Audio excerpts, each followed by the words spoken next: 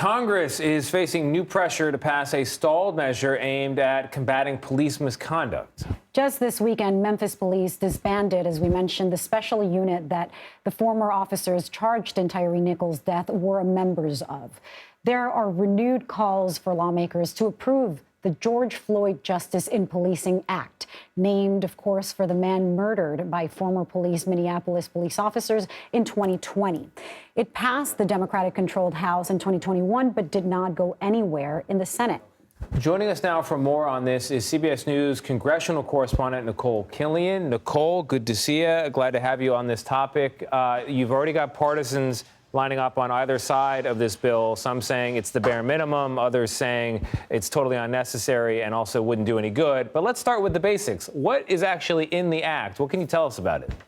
Well, first and foremost, keep in mind that this legislation hasn't been introduced in the new Congress, but versions of the George Floyd Justice and Policing Act passed the Democratic-controlled House back in 2020 and 2021. And basically what it would do is that it limits qualified immunity for officers. It also would prevent racial profiling and also restrict the use of excessive force, for instance, when it comes to chokeholds. So those were some components of the legislation.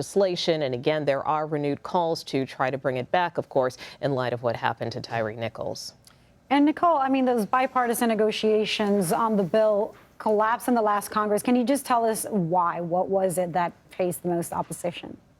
Well, basically, negotiations had been going on for months between New Jersey Democrat Cory Booker and South Carolina Senator Tim Scott. And so they fell apart in the fall of 2021 because they basically couldn't come to an agreement over a Democratic proposal that would codify a Trump administration executive order into law. And basically, this was an executive order that would have enacted certain reforms if it had become legislation by doing a number of things, whether that is, for instance, again, banning the use of no-knock warrants or creating more improving the federal data collection process when it comes to issues of police misconduct. One of the sticking points with that legislation is that grant money for police departments would have been conditioned on departments accepting some of these reforms. And so that is something that Senator Scott at the time wasn't willing to go that far and accept. It was something he disagreed with. And so ultimately,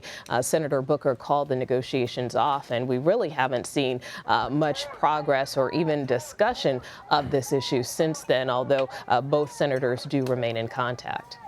Well, Nikole, you're not an odds maker, but you know this subject better than both of us. So could you tell us what the likelihood is, as best as you can tell, that this measure could be introduced in the new Congress and then get the support it needs?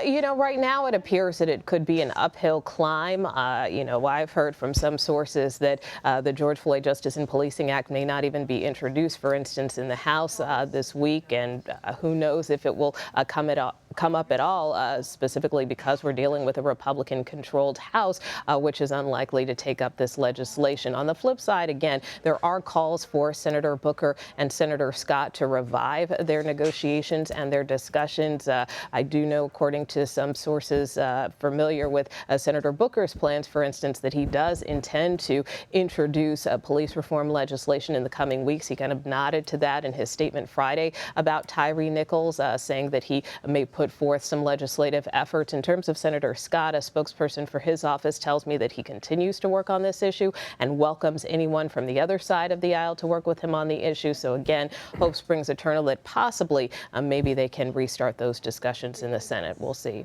We'll see. We'll stand by. Nikole Killion, thank you. You bet.